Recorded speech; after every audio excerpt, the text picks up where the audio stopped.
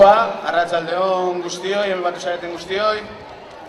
Gaurko aurkezpen honen helburua da apur bat herrira taldea herriari aurkeztea. Gure asmoa hori da ekimen honetan, eta ikusten duzuen bezala hemen atzien gauzen jentia herritarrok osatutako talde bat da. Helburu nagusi batekin, ez? Gaur egun dauden presoen eskubideak eta legea betearaztea. Gero komentauko dugu apur bat ze lau puntutan mugatzen dien gure helburuak, baina gehien bat eskubide eta legean inguruan diez. Orduen, zuek jakiteko apur bat gehiago lau puntu garrantzitsuna zeintzu diezen, gaixorik dauden presoen etxeratzea, kondena osoa edo 3 laurdena beteta dauzkaten presoak etxeratzea, dispertsioarekin bukatzea eta isolamendua eta muturreko egoerekin bukatzea. Lehen esan bezala, guzti hori legearen eta eskubideen oinarriak hartuta.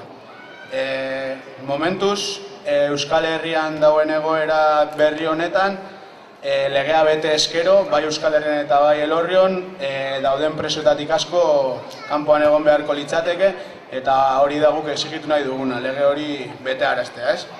Adibidez, Elorrioko kasuan, dauden 11 presoetatik, horietatik 6 kalean egon beharko lirateke legedia bete eskero. Lehenik eta Beñimaren kasua dago, gaixorik dagoena eta etxeratzea eskatzen duguna. Bestalde Anton eta Felizen kasuak, kondena oso hori beteta daukatenak. Horretaz aparte Txomin, Arkaitz eta Seberen kasuak, kondenaren 3 laurdena beteta dituztenak. Eta azkenik dispertsioa dene jasaten dutela. Hortaz aparte eta bukatzeko, esan behar da Andoni ere Portugalen dagoela isolamenduan eta horrekin bukatzea ere nahiko genukela.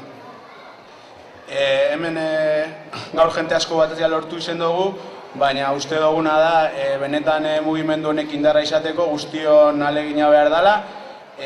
Bakerako bidean danok elkartu behar garela 4 puntu hauen inguruan, hortara mugatu behar garela, eta azkenien hori dalako zeozer lortzeko bide bakarra, ez?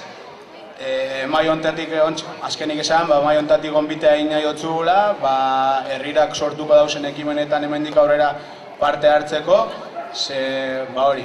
uste dugu bakerako bide honetan oso garrantzitsua dela presoen nagusi hau gainditzea, eta lortzen dugun bakea eta eskaren bueltatzen aurreko egoera horretara. Beste barik, orain pasakotzen mikrofonoa. Buenas tardes y gracias por asistir a la presentación de Herrira. Algunas personas de Euskal Herria, entre las que se encuentran vecinos de Elorrio en particular, vienen arrastrando de cárcel en cárcel una enorme maleta cargada de penas añadidas, que va mucho más allá de las condenas impuestas y que se manifiestan en represalias y escarcimientos.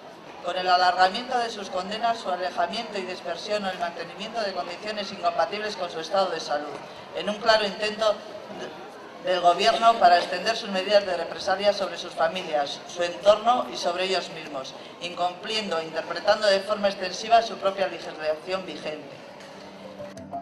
Bueno, bukatzeko esan, prioridade bezala Imaren kasua ipini dugula lanean hasteko, uste dugulako larriena dela, eta esan bebai, astelenean 8:30 Iturrin geratu garela astero bezalako batzarra egiteko, eta jasiko garela apur bat pentsetan horren inguruen ze pauso emon aldien, eta ongi etorriak izango zariela danok, nahi dauenak agertzeko, eta apur bat informazio gehiago ikusteko zerein behar dugun, dana dalako. Eskerrik asko tortze dara.